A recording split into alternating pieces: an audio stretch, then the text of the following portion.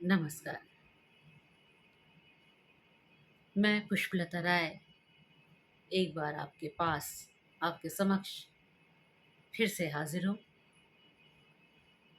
कुछ सुंदर सी काम आने वाली सीख के साथ। अक्सर हम देखते हैं, महसूस करते हैं अपनी ज़िंदगी में, जानते हैं हम कि हम बहुत कुछ पाना चाहते हैं, बहुत कुछ पाना चाहते हैं, लेकिन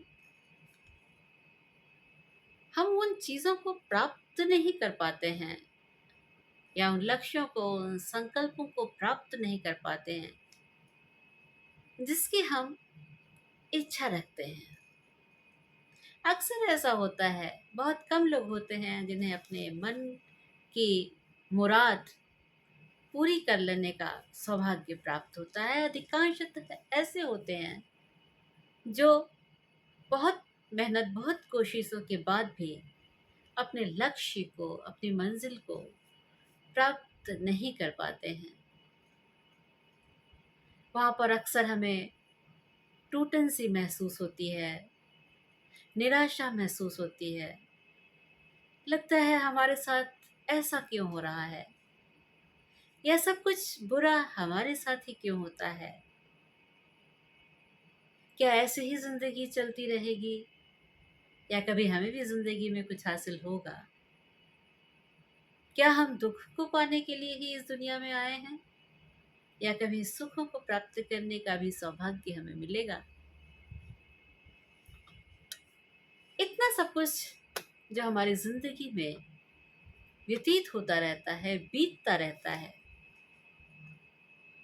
तो एक चीज तो हमें समझ ही जानी चाहिए, समझ में आ जानी चाहिए कि हमेशा हमें वह चीजें प्राप्त नहीं हो जाती हैं जिनकी हम कामना करते हैं या जिनका हम लक्ष्य निर्धारित करते हैं या जिनके लिए हम, जिनको पूरा करने के लिए हम संकल्प लेते हैं। अधिकांशतः ऐसा ही होता है कि हम कितना भी श्रम कर लें, कितना भी परिश्रम कर लें, पर हमें अपने मन की चाही हुई मुराद पूरी हो जाने का सौभाग्य प्राप्त नहीं होता है। बहुत कम लोग होते हैं, बहुत ही कम लोग, उंगलियों पर गिने जा सकने वाले लोग ही होते हैं जो जो कुछ भी चाहें, जैसा भी चाहें, जब चाहें उन्हें प्राप्त हो जाता है। तो सब कुछ हमारी मर्जी के अनुसार नहीं होता है। हम अपने मन के घोड़े को कितना भी दौड़ा लें, लेकिन हमेशा ही हमारे मन की मुराद पूरी नहीं होती है। तो क्या है, कैसे समझे हम इसको कि क्या हो रहा है, क्यों हो रहा है। तो भगवान श्री कृष्ण जी कहते हैं, कृष्ण जी कहते हैं कि कर्म में दृढ़ता तो अच्छी बात है, कर्म प्रधान है और कर्म में दृढ़ होना, दृढ़ता तो अच्छी बात है। लेकिन जब हमारी दृढ़ता का असर गलत होता है, जो दृढ़ता हम लेकर चलते हैं उसका असर या उसका आधार गलत होता है, तब हमारी वह दृढ़ता भी गलत हो जाती है। ऐसी हमारी वह दृढ़ता गलत हो जाती है। अब सवाल ये उठता है या आप ये पूछ सकते हैं कि दृढ़ता गलत कब बन जाती है। हम तो सही ही सोच कर चलते हैं, हम तो सही ही लक्ष्य निर्धारित करके चलते हैं, हम तो जो कुछ सोचते हैं वो अच्छा सोच कर ही चलते हैं कि इससे अच्छा होगा। लेकिन कैसे, कब और क्यों वो गलत हो जाती है, कहाँ गलत हो जाती है। वे कौन से हालात होते हैं जब हमारा संकल्प गलत बन जाता है? कौन सी परिस्थितियां होती हैं, वो कौन से हालात होते हैं कि हम जो कुछ सोचते हैं, हम जो संकल्प लेते हैं, हम जो लक्ष्य निर्धारित करते हैं, हम जो उद्देश्य बनाते हैं, वो गलत हो जाता है? क्यों हो जाता है? संकल्प हो या दृढ़ता, संकल्प हो या दृढ़ता, यह गलत तब बनती है जब हम अपने लक्ष्य के आगे न कुछ देख पाते हैं और ना कुछ समझ पाते हैं। जैसे जैसे अगर हमने किसी चीज को पाने का लक्ष्य बना लिया और कुछ कारण से वह संभव नहीं हुआ, तो हम टूट जाते हैं। ऐसा टूटते हैं कि टूट कर बिखर जाते हैं। हमें कुछ भी समझ में नहीं आता, सुझाई नहीं देता, राह नहीं दिखलाई पड़ती। हमें लगता है हमने तो पूरा मन लगाकर काम किया था, हमने तो कोई भी कसर नहीं छोड़ी थी, हम जितना करना चाहिए था हमें, हमने सब कुछ किया था। फिर हमारे कर्म का फल हमें कैसे नहीं मिला? क्यों नहीं मिला? कहाँ गलती हो गई?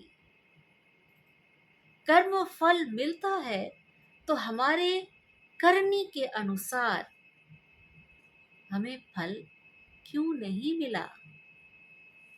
ऐसी स्थिति में हमारी जो दृढ़ता है, हमने जो संकल्प लिया था, हमने जो लक्ष्य निर्धारित किया था, उसकी प्रवृत्ति तामसिक हो जाती है, तामसिक हो जाती है। फिर हमने अक्सर अपने घर के बड़े और बुजुर्गों को, पूर्वजों को, लोगों को यह कहते हुए सुना है, हम जो भी करें उसे पूरी दृढ़ता से हमें करना चाहिए। हमारा ध्यान हमेशा पूरा का पूरा लक्ष्य पर होना चाहिए, उद्देश्य पर होना चाहिए, संकल्प पर होना चाहिए। दृढ़ता या लक्ष्य पर पूरा ध्यान देना वैसे तो बहुत अच्छी बात है। दृढ़ता, संकल्प या लक्ष्य पर ध्यान देना वैसे तो बहुत अच्छी बात होती है, लेकिन भगवान कृष्ण ये समझाते हैं, बताते हैं, समझाते हुए कहते हैं कि कौन सी परिस्थिति में, किस प्रकार की परिस्थिति में, वातावरण में यह आदत भी तामसिक बन जाती है। कौन सी वो परिस्थितियां होती हैं जिसमें वो तामसिक बन जाती है? मान लीजिए मान लीजिए कि आपने आज ये संकल्प लिया कि आप कोई परीक्षा देने जा रहे हैं, आपका लक्ष्य महान है, आप मेडिकल का एग्जाम देने जा रहे हैं, आप इंजीनियरिंग का एग्जाम देने जा रहे हैं, या आप नीट की परीक्षा देने जा रहे हैं, या कोई अन्य प्रतियोगी परीक्षा देने जा रहे हैं, तो आप का अपना लक्ष्य है कि आप 100% अंक प्राप्त करके उस जगह को, उस लक्ष्य को, उस उद्देश्य को, उस मुकाम को हासिल कर लें। लाखों लोग यही सोचकर प्रतियोगी परीक्षाओं में बैठते हैं कि उन्हें 100% अंक मिल जाएंगे और वह doctor, engineer, IAS, IFS, IPS, प्रशासनिक अधिकारी या अन्य बड़े से बड़े उच्च आधिकारिक पदों को प्राप्त कर लेंगे। लाखों लोग जो उन परीक्षाओं में बैठते हैं वो सब यही सोचते हैं। हर एक की सोच सही होती है, हर एक का संकल्प दृढ़ होता है, हर एक का लक्ष्य उसे हासिल करना चाहता है, हर एक संकल्प लेकर उनमें बैठता है कि वह 100% अंकों को हासिल कर ले। लेकिन क्या सबको हासिल हो जाते हैं? नहीं, क्योंकि उनकी सीमाएं होती हैं और परीक्षा में बैठने वाला हर परीक्षार्थी अभ्यर्थी उन्हें प्राप्त नहीं कर सकता है। वह 100% प्राप्त नहीं कर सकता है। वो पॉइंट से, दशमलव के फेर से रह भी जाता है। उसका संकल्प वहां टूटता है, उसका मन वहां विचलित होता है, उसे तकलीफ होती है कि उसने कर्म तो पूरा किया था, संकल्प भी अच्छा लिया था, लक्ष्य भी अच्छा था, मेहनत भी की थी, परिश्रम भी किया था, सही तरीके से उसे हासिल करने की कोशिश भी की थी, पर वह किसी को प्राप्त हुई और उसे नहीं प्राप्त हुई तो क्यों? 100% वह हासिल नहीं करने पर एक बार को बिखरता है, टूटता है। सुबह शाम मन लगाकर पढ़ाई करने के बाद भी उस अंक को जब हासिल नहीं कर पाते हैं तो मन का टूटना एक स्वाभाविक प्रक्रिया है। मन जिस चीज को चाहता है जब उसे हासिल नहीं कर पाता है तो वह टूटता ही है। नियति होती है उसका टूटना, लेकिन टूट कर बिखर जाना यह हमारे ऊपर निर्भर करता है। तब हमें लगता है दूसरा आ गया, मैं क्यों नहीं। कभी कभी तो ये भी होता है वो तो हमारी प्रतिभा के समक्ष कुछ था ही नहीं, लेकिन वो आ गया, मैं क्यों नहीं। वो तो इतनी मेहनत भी नहीं करता था फिर भी आ गया, मैं क्यों नहीं। उसके पास तो इतनी सुविधाएं भी नहीं थी, उसने इतनी कोचिंग भी नहीं ली थी, इतना सब कुछ नहीं किया था, फिर भी वो आ गया, मैं क्यों नहीं। मैं क्यों नहीं, अहम, अहम को चोट पहुंचती है। अंदर का जो अहम है, जो मैं है, जो चाहता था कि हम इसको प्राप्त करें, जब वो नहीं प्राप्त करता है उसको तो उसके उस अहम को, उसके उस मैं को चोट लगती है, तकलीफ पहुंचती है।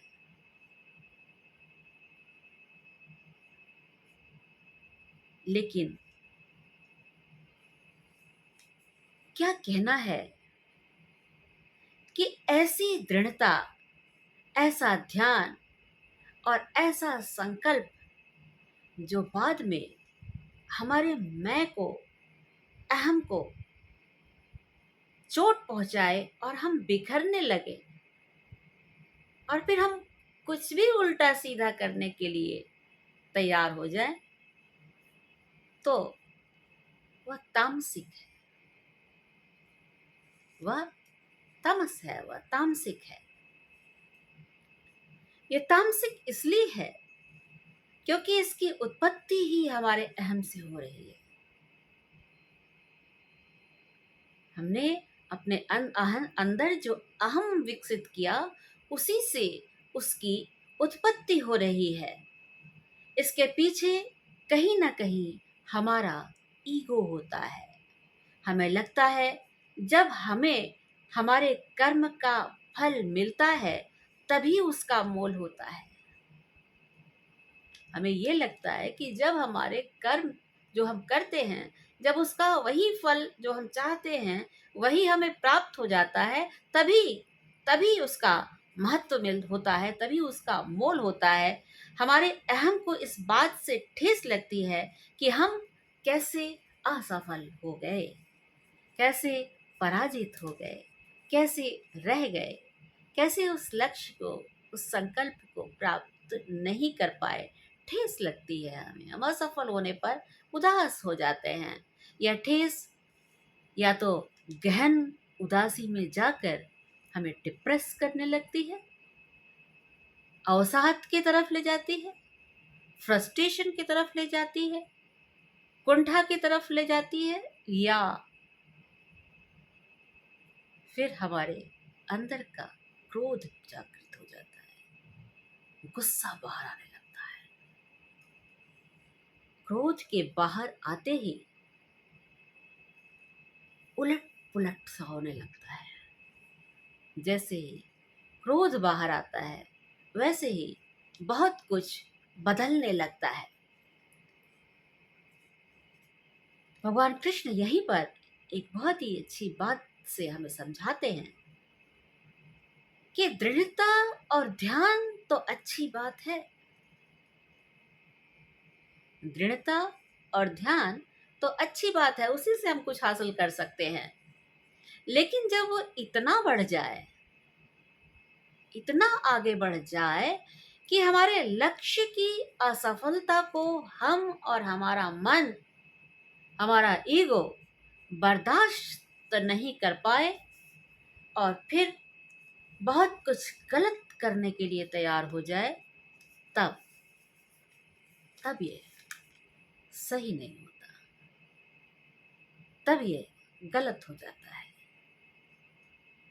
इसीलिए कहते हैं कि हम चाहे जितने ही घोड़े क्यों न दौड़ाएं, हर बार हमारे मन की नहीं होती। लेकिन वहीं पर हमें ध्यान देना है कि जब हमारे मन की नहीं होती तो कहीं हम टूट कर बिखर न जाएं, बल्कि हमारे लिए ये बहुत ज़रूरी हो जाता है कि उस टूटन से हम तुरंत बाहर निकले और अपने लक्ष्य के प्रति फिर से दृढ़तापूर्वक नई संकल्प शक्ति के साथ आगे बढ़ें।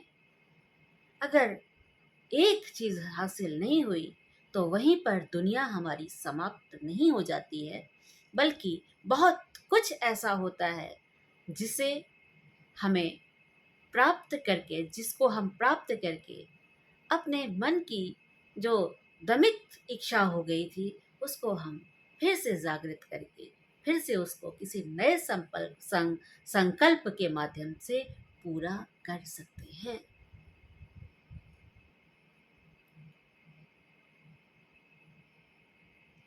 अक्सर हमने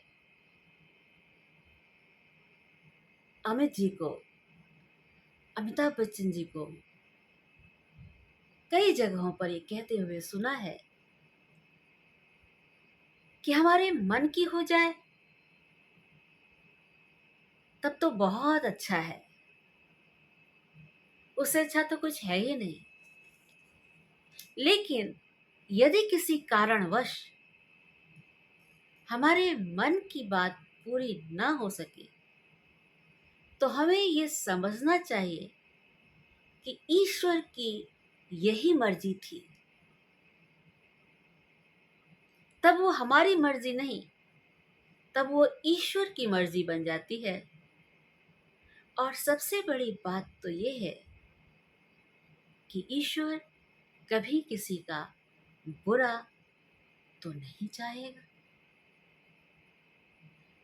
इसलिए हमारी मर्जी का हो तो अच्छा, और हमारी मर्जी का ना हो तो हमें उसे ईश्वर की मर्जी मानकर स्वीकार कर लेना चाहिए और अपने नए संकल्पों के साथ, नई दृढ़ता के साथ हमें आगे की तरफ बढ़ जाना चाहिए।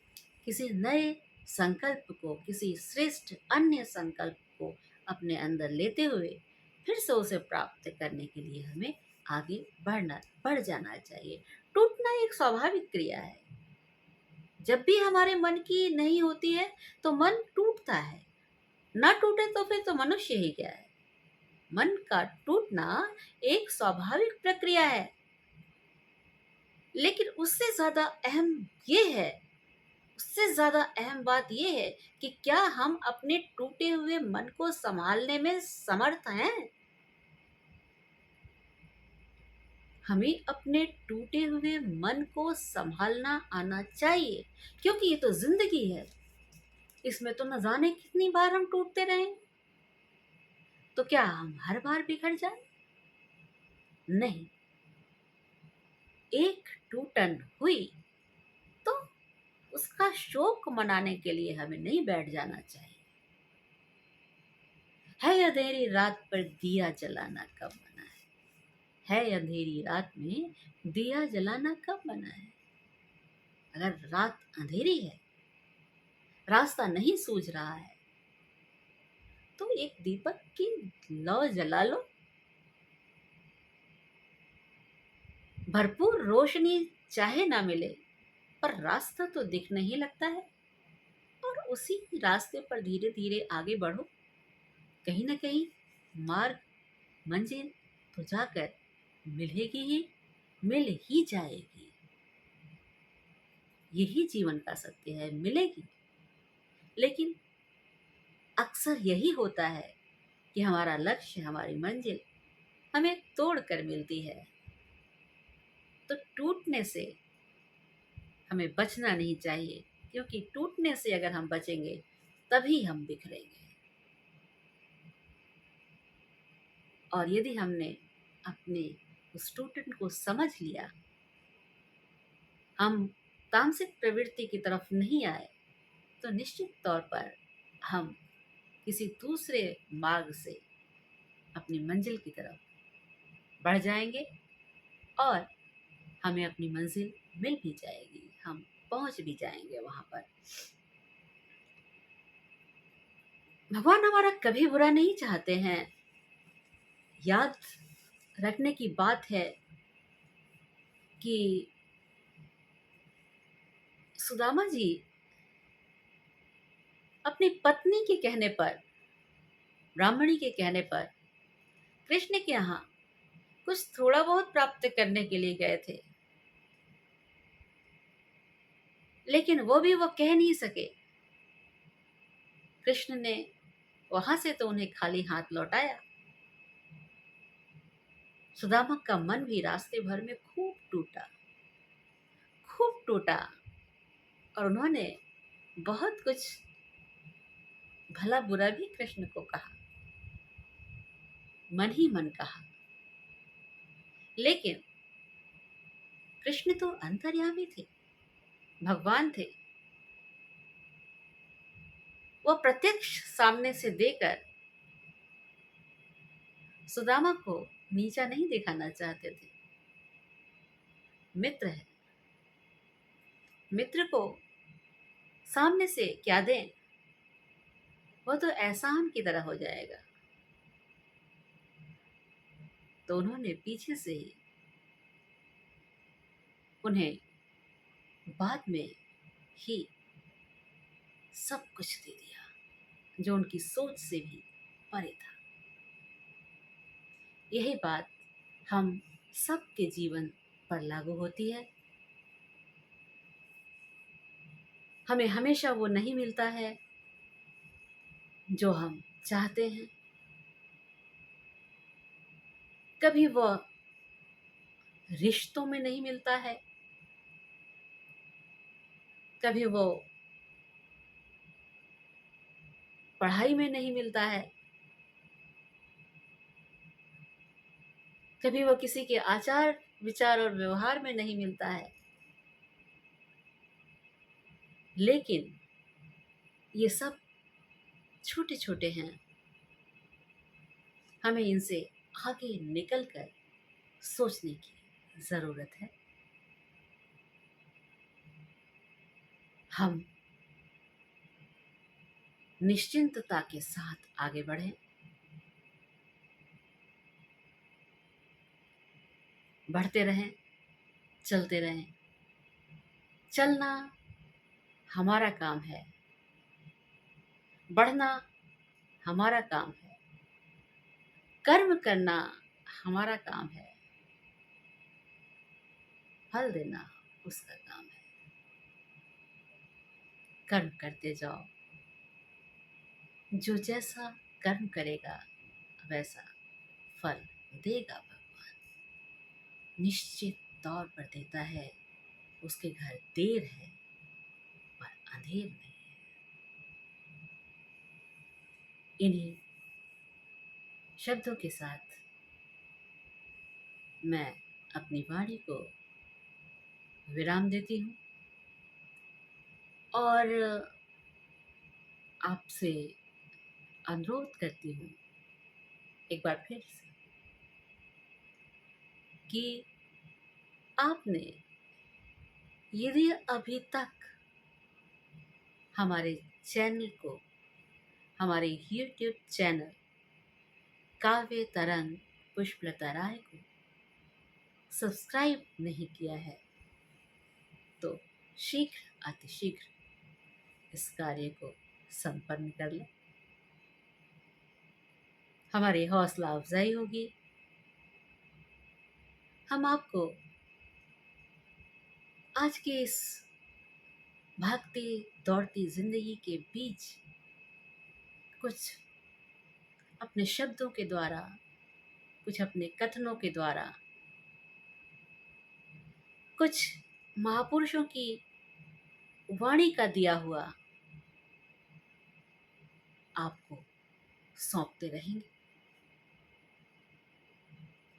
वो जो कुछ हमने, मुझे लगता है कि हमने अच्छा सीखा हुआ है, जिससे जिंदगी में कठिन मोड़ पर भी हमें थोड़ा हिम्मत मिलती है, साहस का संचार होता है, उसे हम आपको भी सौंपना चाहते हैं।